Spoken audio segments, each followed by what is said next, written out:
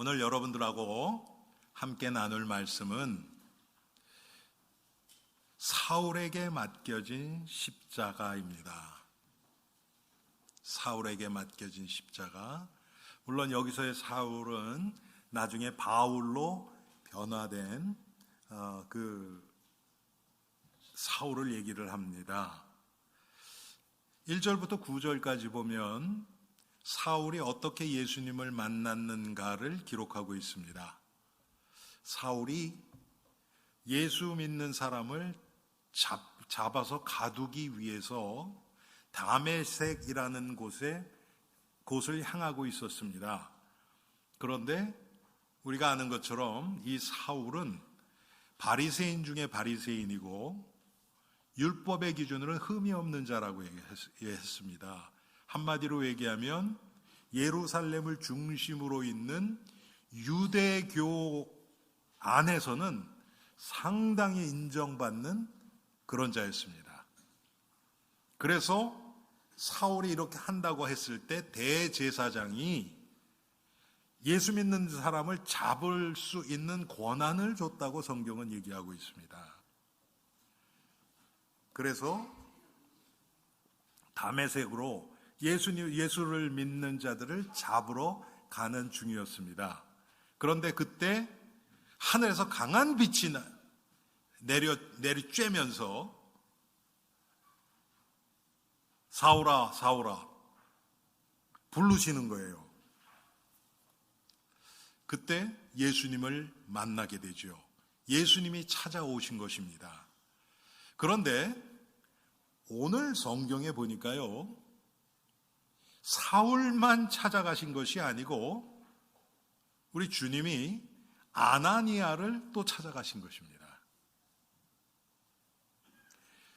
이 아나니아는 이 다메섹에 있는 많은 유대인들에게 칭찬을 받는 자였습니다.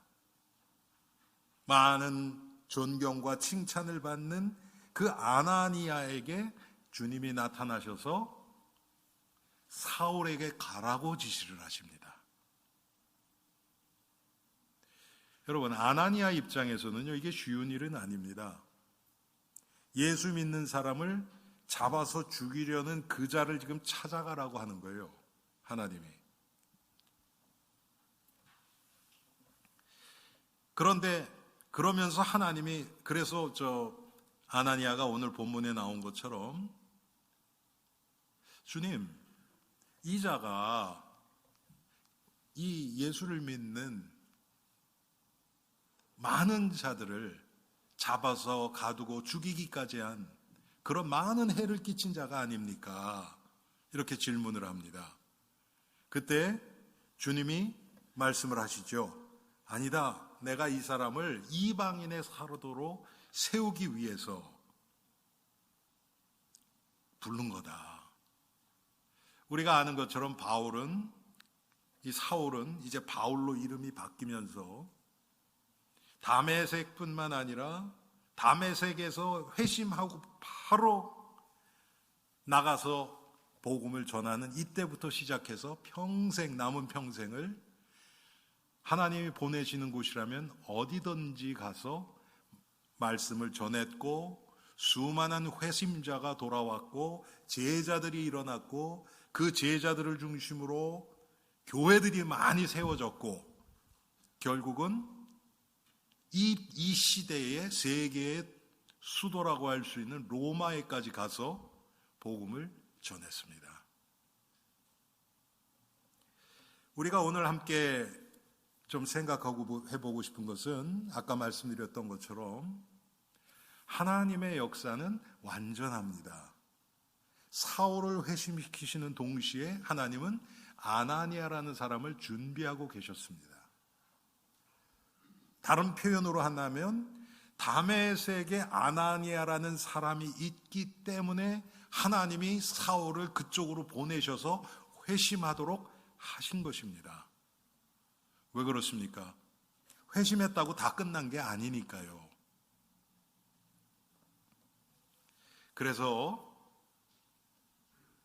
우리가 오늘 하나님이 어떻게 사울을 왜 부르셨고 사울에게 맡겨준 십자가가 무엇이고 또 사울에게 십자가를 맡겨주신 그 하나님이 우리에게도 맡겨주신 십자가가 무엇이고 우리가 어떻게 그 십자가를 지고 갈 수 있는지 이것을 잠깐 생각해 보기를 원합니다. 하나님은 사울을 부르시기 전부터 다 사울을 향한 계획이 있으셨습니다. 그래서 부르시자마자 사울을 이방인의 사도로 부르셨다고 아나니아를 통해서 사울에게 말씀을 해주십니다. 여러분, 이게 중요합니다. 사울에게 직접 한 게 아니고요, 아나니아를 통해서 하셨어요. 그 이유는 제가 이따가 말씀을 드릴게요. 가라, 이 사람은 내 이름을 이방인과 임금들과 이스라엘 자손들에게 전하기 위하여 택한 나의 그릇이라. 자, 사도행전 26장에 보면요, 이 바울이 사역을 하다가 자기의 신앙에 대해서 간증하는 장면이 나옵니다. 거기서는요, 예수 그리스도의 종과 증인으로 삼기 위해서 불렀다고 말씀을 하십니다. 이방인의 사도뿐만 이전에 그리스도의 종과 증인으로. 여러분, 지금 이런 내용들은요, 우리에게도 그대로 적용되는 것입니다. 바울하고 우리하고 다른 게 없어요.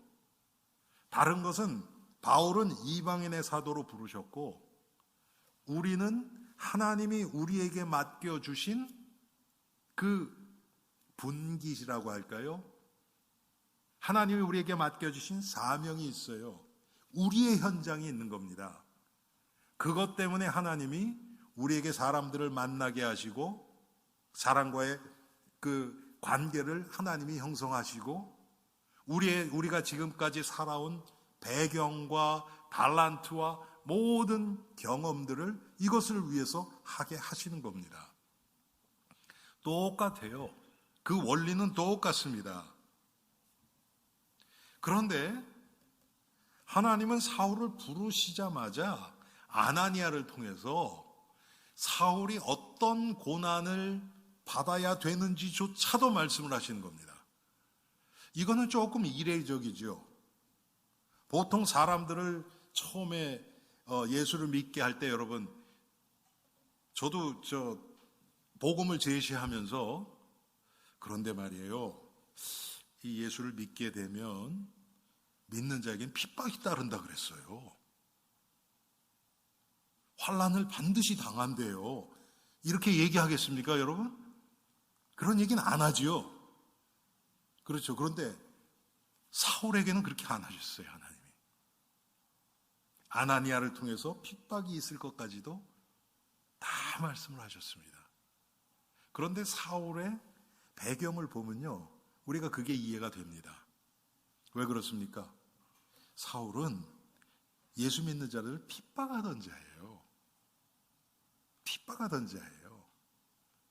그런 사울을 예수님이 찾아오셨습니다.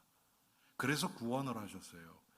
그래서 어떻게 보면 이 사울 같은 자야말로 이 1세기에 수많은 핍박을 받으면서도 선교할 수 있는 그 1호 선교사의 가장 부합된 사람이 아닌가, 이런 생각이 됩니다.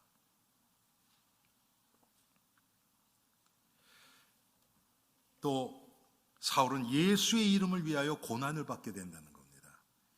다른 것 때문에가 아니에요. 예수의 이름 때문에.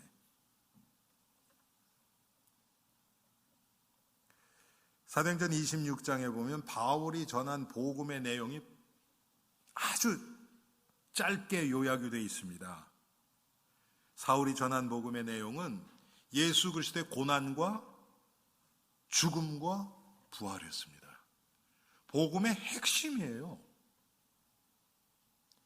이것 때문에 자기가 예수님을 믿는 자들을 핍박했었거든요. 아니, 고난과 죽음은 여러분, 예수님 옆에서 같이 예수님과 함께 십자가에서 달렸던 두 강도도 고난과 죽음은 똑같아요. 그렇죠? 그런데 부활은 없단 말이에요.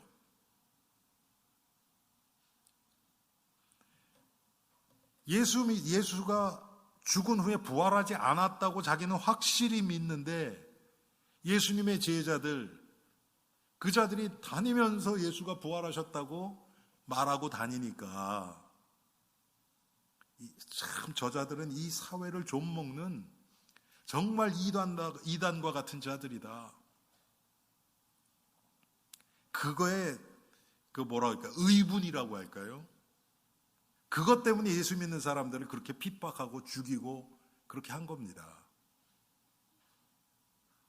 제가 지난주 월요일에요.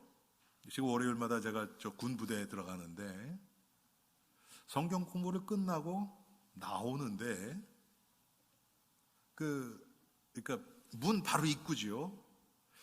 나가면서 오른쪽에 뭐라 그럴까요? 이렇게 무슨 브로셔 같은 이렇게 우리 주보같이 생긴 그런 것들 이렇게 쭉 꽂아 놓을 수 있도록 이렇게 꽂이를 이렇게 만들어 놨어요. 그래서 우리도 이제 무슨 행사가 있으면 거기다 이렇게 꽂아 놓고 또 어떤 캐톨릭은 캐톨릭대로 꽂아 놓고 이렇게 그렇게 하거든요. 그런데 딱 나가는데 명함들이 이렇게 조금 있어요. 많지는 않아요. 한 2종류가 있는데 한 10장씩 이렇게 있는데 그냥 쓱 지나가면서 스쳐서 딱 봤는데 이게 무슨 한국 이름 같아요. 그래서 제가 이렇게 유심히 봤죠. 제가 사무실에 있어요. 그거 갖고 온다고 보여드린다 그랬는데 제가 잊어버렸어요. 그래서 유심히 봤는데 제가 깜짝 놀랐어요. 거기에 뭐라고 써 있는지 아세요, 여러분? 두 개가 똑같아요. 그런데 안에는 조금 다른데 영어로 표시가 되어 있는데 남녀 호랑개교 그렇게 써 있는 거예요. 그런데 갑자기 이게 좀 뭐라 그럴까요? 제가 전혀 기대를 안 했던 그런 게 딱 나타나니까 당황도 아니고 이건 좀 마음이 이상한 거예요. 왜 그러냐면 캐톨릭하고 이렇게 우리가 예배 드리는 그 빌딩이 Religious Education Center, 그러니까 종교 교육 빌딩이에요. 그래서 군대는 어떤 특정 종교를 지지하지는 않지만 그래서 그 빌딩을 우리도 쓰고 개신교도 쓰고 개신교가 제일 많이 쓰죠. 제일 퍼센테이지가 많으니까. 그리고 캐톨릭도 쓰고 또 유대인들도 써요. 본당 같은 경우는. 그런데 지금 우리가 쓰는 그 교육센터는 거의 개신교가 다 쓰거든요. 그래서 옆에 붙어 있는 건 다 우리 쪽이에요. 쉽게 얘기하면. 그런데 갑자기 거기에 그냥 통일교 그럼 차라리 제가 조금 이해는 하겠어요. 근데 이건 종교라기보다는 이것은 뭐라 그럴까요? 좀 이단도 아니고 이건 컬트라 그러죠. 컬트. 그런 게 딱 꽂혀 있는데 갑자기 속에서 올라오더라고요. 그 Religious Education Center 디렉터가 지금 한국 분이세요. 한국 여자 목사님이세요. 아무래도 개신교가 제일 많으니까 디렉터를 이제 개신교 목사님을 그렇게 하셨죠. 그래서 제가 다음에 만나면 한번 여쭤봐야겠다. 이 사람들이 여기서 회의도 하고 이렇게 모임이 있는 건지 아니면 누가 가서 그냥 그것만 놔둔 건지. 제가 말씀드리고 싶은 건 뭐냐면 바울이 예수 믿는 사람들을 봤을 때 그렇게 봤다는 얘기예요. 소수입니다. 첫째는. 소수예요. 예수님 승천하실 때 그때 당시에 예수를 믿는 자들을 거의 다 긁어 모아서 한 500명 정도? 많아야 1000명. 그 정도예요. 아주 그렇게 큰 무리들이 아니었습니다. 그런데 유대교 이 바리새인 중에 바리새인이라고 하는 바울의 입장에서 봤을 때는 이거는 진짜 지금 우리가 지금 전통적으로 믿고 있던 그 유대교 교리하고는 완전히 다른 이건 이단 중에 이단이다. 이렇게 얘기를 한 거예요.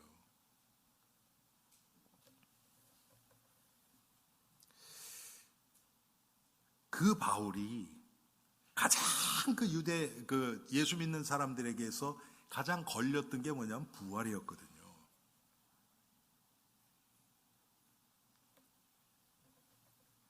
그래서 바울은 회심한 후에 가는 곳마다 예수 그리스도의 죽음과 부활을 계속 전한 겁니다. 이 사울에게 그러면 이 십자가는 어떤 의미고 자기에게 맡겨진 십자가는 어떤 것이 있을까요? 한번 우리가 생각해 봅시다. 바울은 많은 것들을 가졌던 자입니다. 바울은 나면서부터 레위 지파였어요. 제사장 지파란 얘기죠. 죄송합니다. 베냐민 지파, 왕족이죠. 베냐민 지파예요. 그리고 유대인의 전통을 따라서 8일 만에 전통적으로 할례를 받았고요. 철저한 이 유대교 사상, 유대교의 교육을 받았습니다. 지금도 여러분 어느 정도냐 하면 이 전통 유대인들 있죠. 아이들이 학교 가기 전에 모세 오경을 외우게 해요. 여러분 모세 오경 아시죠? 창세기 50장이에요. 출애굽기 40장입니다. 레위기 내용도 힘들지만 27장이에요. 민수기 36장이에요. 신명기 34장이에요. 이거 다 합치니까 187장입니다. 장수로, 절이 아니고. 여러분 우리가 시편 119편 제일 긴 장, 읽어도 안 끝나는 장 있잖아요, 여러분. 그게 한 170절 정도 돼요. 근데 시편은 한 절이 짧아요, 또. 그런데 모세오경은 그렇지 않습니다. 굉장히 깁니다. 그거를 어린아이에게 다 외우게 해요. 아마 사도 바울도 그러면서 자랐을 거예요. 그랬던 사도 바울입니다. 철저하게 유대교를 신봉하고 유대교 이 율법의 기준으로는 흠이 없다고 할 정도로.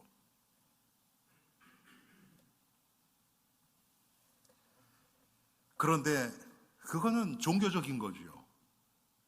세상적으로도 가말리엘 문화에서 이 시대에 누구보다도 뛰어난 학식을 가지고 있던 사람입니다. 자기의 배경적으로는 나면서부터 로마 시민권자였어요. 로마 시민권이라는 것은 지금 미국 시민권하고는 될 것도 아닙니다. 로마, 여러분, 바울도 뒤에 나오지만 유대인들이 막 40명이 바울을 죽이기 전까지는 우리가 먹지도 않고 마시지도 않겠다 작정하고 막 죽이려고 따라다니던 그런 사람들이 있었어요. 결국은 어떻게 합니까? 바울이 내가 가이사 앞에 서야 하리라. 이게 로마 시민권자의 특권입니다. 거기서 그냥 재판받고 그 왕들이 하고 그 지도자들이 그러잖아요. 이 사람이 가이사에게만 호소하지 않았으면 우리가 풀어줄 수 있었다. 지금 별로 잘못한 게 없다는 거죠. 그런데 이 유대인들이 자기를 죽일 것을 알고 또 특별히 여러분 바울은 뭐였습니까? 꿈에도 소원이 로마에서 복음을 전하는 거였어요. 로마가 바울의 사역의 마지막 종착점이라는 것을 알고 있었어요. 그래서 내가 가이사에게 내가 호소한다. 그에게는 결국 내가 로마에 가서 재판을 받겠다는 거예요. 그러면 누구도 손 못 대요. 이때 당시에 지중해를 중심으로 웬만한 데는 다 로마의 관할하에 로마의 식민지로 있었으니까 거기에는 로마 주둔군이 있었습니다. 총독이 있었고요. 그래서 내가 가이사에게, 로마 시민은 애고 어른이고 내가 가이사에게 내가 호소한다 그러면 로마까지 데리고 가야 돼요. 군인을 붙여서. 그게 로마 시민권자의 특징이에요. 여러분 뒤에서 보면은 그러잖아요. 내가 로마 시민권자다. 그랬더니 천부장이면 여러분 1000명, 부하가 1000명이 있으니까 군대에서도 상당히 높은 거죠. 특별히 이렇게 로마 같은 데서는, 로마 안에서는 천부장이 아무것도 아니지만 이 점령지에서 천부장은 상당한 권한을 가지고 있죠. 그랬더니 천부장이 뭐라 그래요? 나는 돈을 많이 주고 샀다, 로마 시민권을. 그랬더니 바울이 뭐라 그래? 나는 나면서부터야. 바울이 그랬던 사람입니다. 하나 빠지는 게 없는 사람이에요. 너무나 예수를 믿으면 잃을 것이 많은 사람이에요.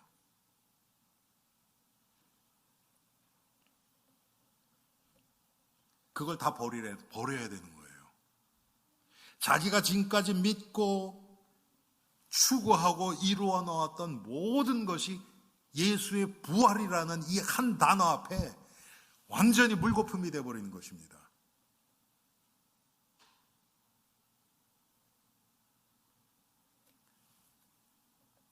제가 수요일 우리 전도 훈련할 때 그런 말씀을 드린 적이 있어요.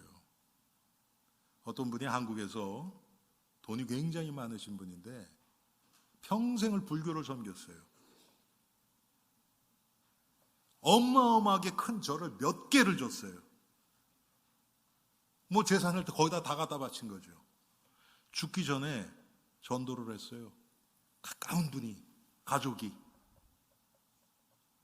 복음을 설명하니까 그게 머리에 와 닿아요. 그런데 뭐라고 얘기하냐면 나는 못 믿겠다. 왜? 평생 갖다 바친 게 얼만데. 여러분, 바울이 그럴 수 있는 사람이라는 거예요. 예수를 믿으면 가진 거 다 버려야 돼요. 이게 사울에게 맡겨진 십자가입니다.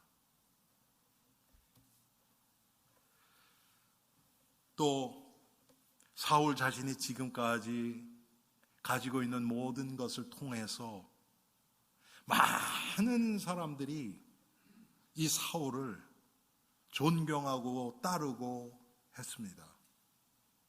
왜? 유대교 안에서는 세상 말로 얘기하면요, 스타예요, 스타. 너무나 삶이나 행동이나 그의 어떤 지식이나 모든 것이 하나도 빠질 게 없는 그런 자였습니다. 그런데 그것들을 다 내려놔야 되는 거예요. 여러분, 이게 쉽겠습니까? 우리는 조그만 거, 별것도 아닌데도 그거 사람들이 인정해주면 그게 너무 좋아서 이렇게 하고 있잖아요. 바울이 사람들에게 받았던 그 칭송과 그 인기와 그거와 비교나 되겠습니까? 그런데 그걸 다 버려야 되는 겁니다. 참 하나님 하시는 게요, 어떨 때는 너무나 세상 말로 여러분 좀 이해하고 들으세요. 짜증나요. 지금 사울 케이스를 보세요. 그런데 그냥 예수님이 사울에게 나타나셔서 나는 네가 핍박하는 예수다. 그래도 눈이 멀어서 그때 회개하고 딱 예수를 믿었으면 끝, 깨끗하잖아요, 여러분. 그런데 뭐라 그래요? 아나니아를 보내요. 자기가 그렇게 죽이려고 찾아다니는 그 사람의 도움을 받지 않으면 안 될 코너로 하나님이 지금 사울을 몰아넣으시는 겁니다. 여러분, 이게 쉽겠습니까? 인간적으로? 모든 자존심 다 내려놔야 돼요. 또 그것도 웃기는 게 뭐냐면 아나니아가 안수함에 그때 눈이 떠져요.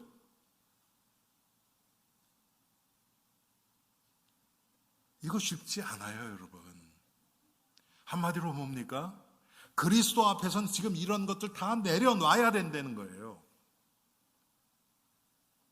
그게 우리가 누구나, 성도라면 누구나 져야 할 십자가라는 겁니다.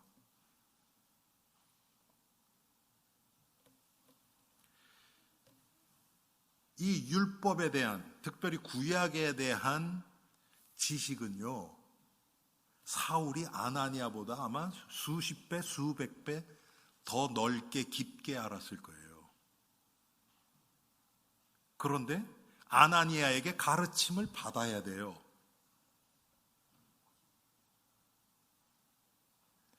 사울이 지금까지 쌓아왔던 학식은 그리스도 밖에서 생명과 상관없는 지식에 불과해요. 그거를 다 접고 아나니아에게서 받아야 돼요.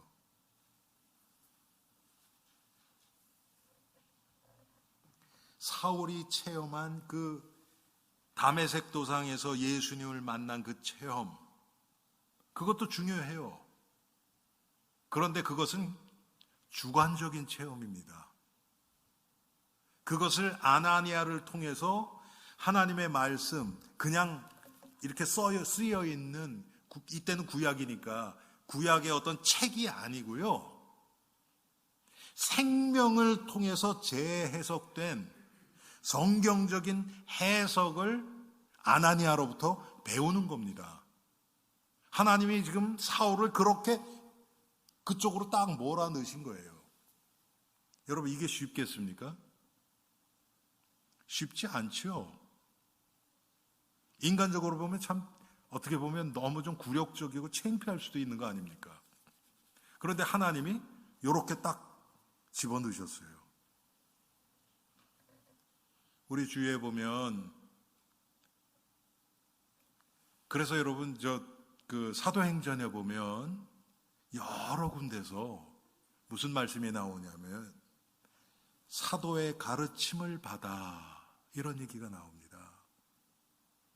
하나님의 말씀으로 그것이 걸러져야 돼요. 요새는 그런 사람도 별로 없지만 과거에 보면 그런 사람들이 있었어요. 하나님의 말씀을 직접 깨닫는다고. 하나님이 직접 꿈에서 나한테 말씀해 주시고 환상 중에 말씀해 주시고 깨닫게 하신다고. 그래서 산에 들어가는 사람도 있어요. 다 깨닫고 나온다고. 그렇지가 않습니다, 여러분. 하나님의 하시는 방법은 그렇지가 않아요. 그러면 교회를 왜 세웠겠어요, 하나님이? 그렇지 않죠. 사도들을 왜 세우셨겠어요?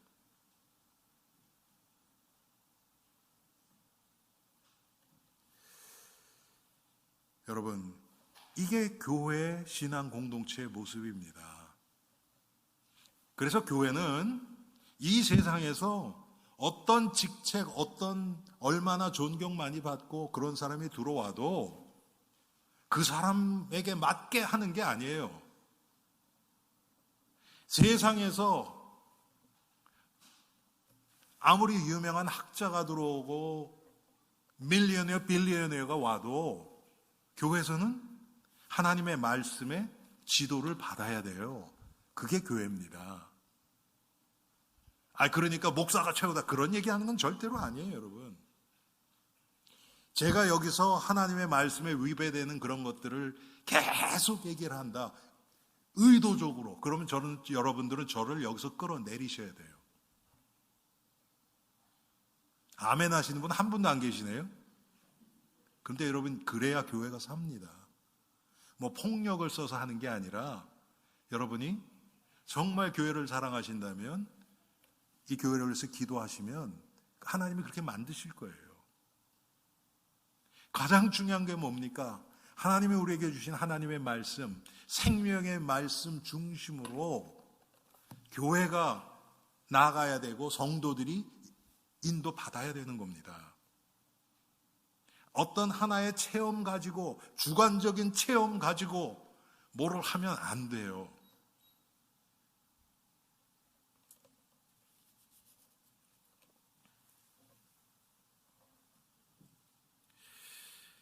분명히 사도 바울이 다메섹에서 체험한 예수님을 만난 사건은 대단한 사건이었습니다.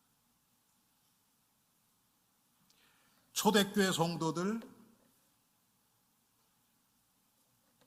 베드로를 통해서 나타난 하나님의 역사들, 어마어마한 성령 충만한 모습, 어느 정도였느냐?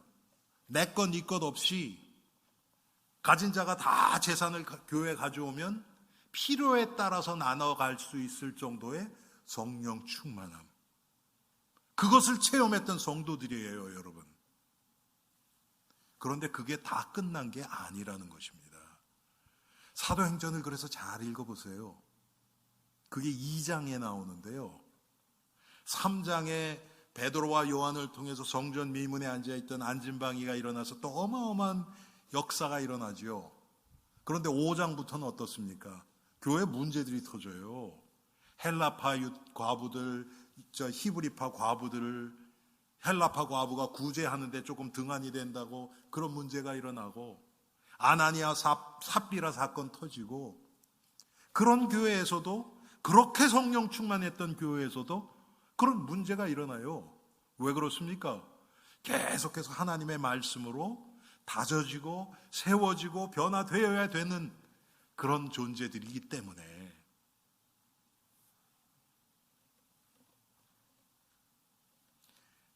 사울도 마찬가지죠. 예수님이 사울을 만나 주셨다고 해서 그것이 끝난 게 아니에요. 예수님의 음성을 직접 들었죠. 예수님을 희미하게나마 만났어요. 여러분, 12제자는 3년 6개월을 같이 먹고 자고 예수님과 날마다 보고 예수님의 육성을 통해서 직접 양육을 받았던 자들이에요. 그럼 그 자들은 대단한 자들입니까? 아니에요. 3년 6개월 후에 예수님 십자가 지실 때 다 도망가 버렸어요. 그런 경험이 중요한 게 아닙니다. 지속적으로 하나님의 말씀에 따라서, 성령의 인도 따라서 우리가 이 예수님 가신 십자가의 길을 걸어가는 것이 중요해요. 그래야 우리 내면이 변화가 됩니다. 하나님은 바울을 그렇게 계속 인도하신 겁니다. 우리에게 맡겨진 십자가도 똑같습니다. 사울과 같이 모든 신자에게는 우리에게 맡겨진 십자가가 있어요. 예수님이 말씀하시려 너희가 나를 따라오려거든 자신을 부인하고 자기에게 맡겨진 십자가를 지고 나를 따를 것이니라. 모든 성도에게는요, 반드시 고난이 따릅니다. 십자가가 있습니다. 예수님도 요한복음 16장 33절에 이렇게 말씀하십니다. 세상에서는 너희가 환난을 당한다고 했어요. 그런데 예수님 뭐라 그러세요? 담대하라, 내가 세상을 이겼노라. 환난은 오는데 그것 때문에 염려할 필요 없다. 너희가 내 안에, 그리스도 안에만 있으면 내가 세상을 이긴, 영어로는 overcome, 이긴 그 승리에 너희들이 승리를 체험할 것이다.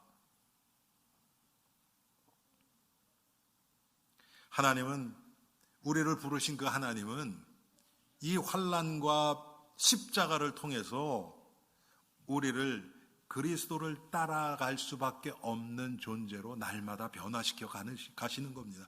그게 믿음의 사람이 되어가는 거예요.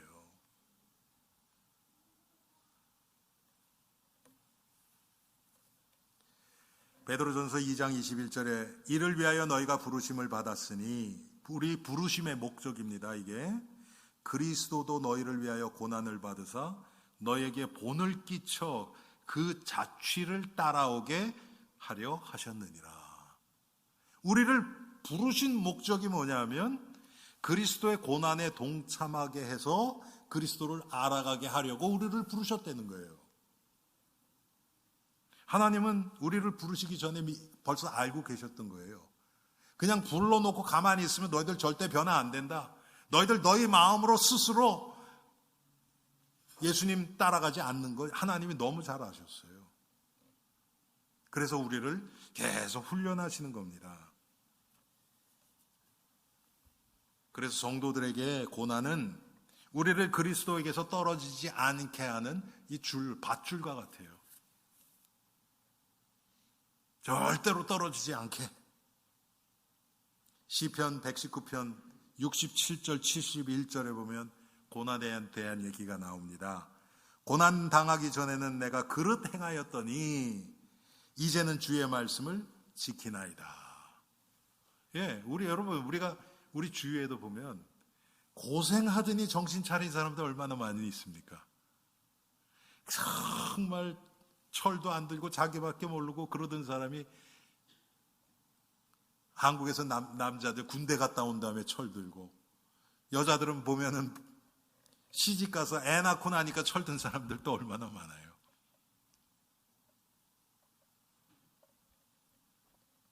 고난당한 것이 내게 유익이라 이로 말미암아 내가 주의 율례들을 배우게 되었나이다. 여러분, 우리는요 이 죄성이 너무 강해서 세상 말로 배부르고 등 따시면 예수님 안 찾아요. 뭔가 힘들고 모자라고 답답하고 큰 주님 앞에 나오죠.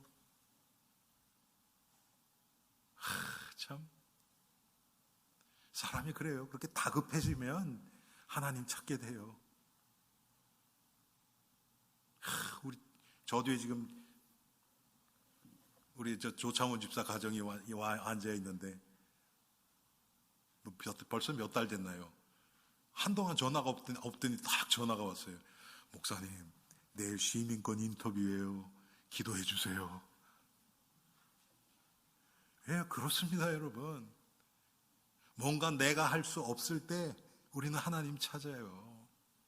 다 할 수 있다 그래 보세요. 저한테 절대 전화 안 하죠. 뭐 다 잘 될 텐데 뭐. 근데 상황으로 보면 괜찮을 것 같은데 그래도 불안하거든요.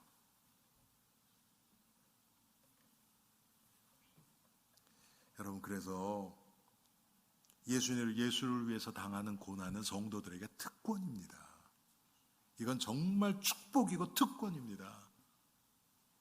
그런데 그래서 제가 4번을 붙였어요. 보통 제가 1번, 2번, 3번까지 있거든요. 오늘은 4번이 있습니다.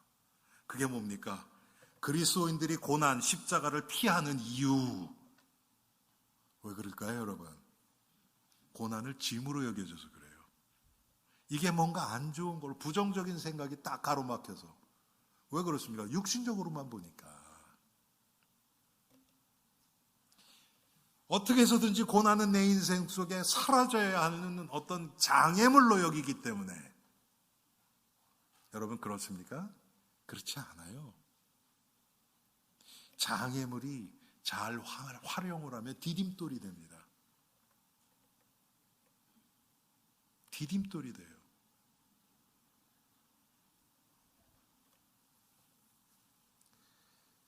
이 똑같은 모습이 베드로에게 있었어요.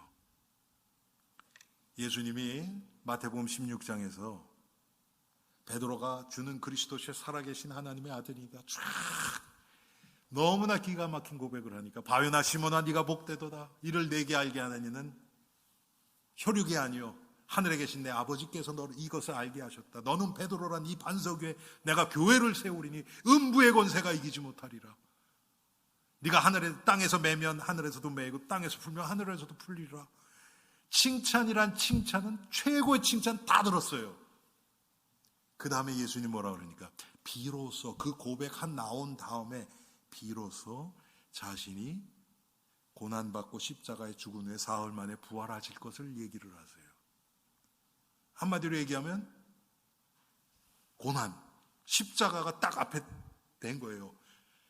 사실 십자가 지는 건 예수님인데 자기 선생이 사라진다는 이 사실이 베드로에게는 부담이고 고난이고 십자가래요. 그랬더니 베드로가 뭐라 그럽니까? 주여 그러지 마옵소서. 영어로 보면 야단을 쳤대 예수님. 주님 지금 정신 나갔습니까 지금? 무슨 소리를 하는 거예요? 야단을 친 거예요. 고난을 회피하고 고난은 없어야 된다고 생각을 하는 겁니다. 그때 예수님 뭐라 그래요? 사탄아, 내 뒤로 물러가라. 너는 나를 넘어지게 하는 자다. 책망을 듣죠. 베드로도 우리랑 똑같아요, 여러분. 어떻게 해서든지 좀 어려움, 고난, 십자가 이런 것은 좀 피하고 싶은 거예요. 또 십자가를 무겁다고 생각하는 겁니다. 사실은 이게 속은 거예요. 왜? 성경은 그렇다고 얘기하지 않거든요. 우리가 짊어져야 할 십자가는 하나님이 우리에게 맡겨주신 거예요. 고린도전서 10장 13절에 보면 너희가 감당할 시험밖에 너희가 당한 것이 없나니 그랬어요. 우리가 감당치 못하는 것은 하나님의 피할 길을 내시든지 하나님의 은혜로 역사를 하셔서 뛰어넘게 하세요. 우리가 염려할 거 아니에요. 그런데 우리는 일단 너무 이건 너무 커서 안 돼.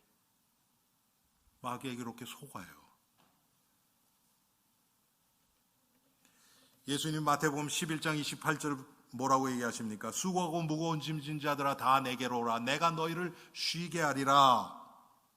나는 마음이 온유하고 겸손하니 나의 멍에를 메고 내게 배우라. 그리하면 너희 마음이 쉼을 얻으리니 이는 내 멍에는 쉽고 내 짐은 가벼움이니라. 그리스도 안에만 들어가면 이 십자가가 무거운 게 아니거든요. 그런데 그리스도 밖에서 팔짱 끼고 육신적으로 그것을 머리로 계산을 하고 있으니까 이건 도저히 못할 것 같아요. 너무 힘들어서 이건 아니야. 저렇게 예수 믿다가는 이 세상에서 못 살아. 이런 생각을 우리에게 마귀가 딱 주입을 시킨단 말이에요. 여러분, 그래서 제가 언젠가 말씀드렸잖아요. 그렇게 살아보시고 하는 얘기입니까? 아니잖아요. 그때 우리의 마음 자세가 어떤 겁니까? 그리스도 밖에서 이 세상 기준을 가지고 계산해 보니까 이건 아니야. 이 얘기 아닙니까, 여러분?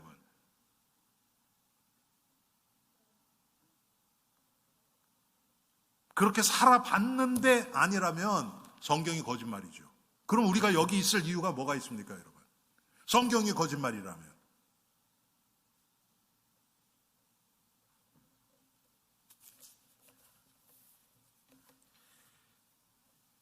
나 자신이 부인되지 않고 십자가를 지려 할 때 너무 무거워서 시달리게 돼요. 여러분, 은혜 받지 않고, 제가 직접 들어본 적은 없는데요. 제가 과거에 그 얘기를 들은 적이 있어요. 미국 욕 중에 성령 받지 않고 목사 짓해라 그런 욕이 있대요. 여러분, 그게 어떻게 되겠습니까? 그건 끔찍한 일이에요. 저는 지금 상상할 수 없을 정도로 끔찍한 거예요. 하나님의 은혜 안 주고 그걸 육신적으로 성도들의 모든 얘기나 다른 의견이나 이걸 다 내가 내 힘으로 다 머리로 받아서 소화하려고 그러면요, 돌아버리겠어요. 안 되지요. 그런데 그리스도 안에서는 그렇지 않거든요. 자기 부인 없으면 십자가를 질 수도 없고요. 고난을 피하게 되고 거부하게 됩니다. 그래서 여러분, 우리 교회에서는 가능하면 성도들에게 일을 헌신, 봉사, 희생 이런 거 강조 안 하지요. 왜? 그건 은혜 받은 자들이 해야 되는 거예요. 그래야 뒤탈이 없어요. 자기가 하고도 그걸 드러내지 않아요. 다른 사람에게 상처를 안 줘요. 그런데 성경에 오늘 본 것처럼 예수님의 멍에는 쉽고 가벼워요. 그리스도 안에 있으면 사도 바울 같이 평생을 자기가 세우는 걸 다 버리고, 사도 바울이, 여러분, 사울이 바울 된 다음에 육신적으로 보면요, 완전히 쫄딱 망한 것밖에 아무것도 남은 게 없어요. 자기 교회가 있습니까? 뭐가 있습니까? 아무것도 없어요. 정말 죽을 고비를 그렇게 많이 40에 하나 가만, 그러니까 곤장을 39대를 맞는 거예요. 그런 거를 5번 대장을 맞고 광야의 위협, 또 풍랑의 위협, 하여튼 뭐 바울같이 그런 사람이 없죠.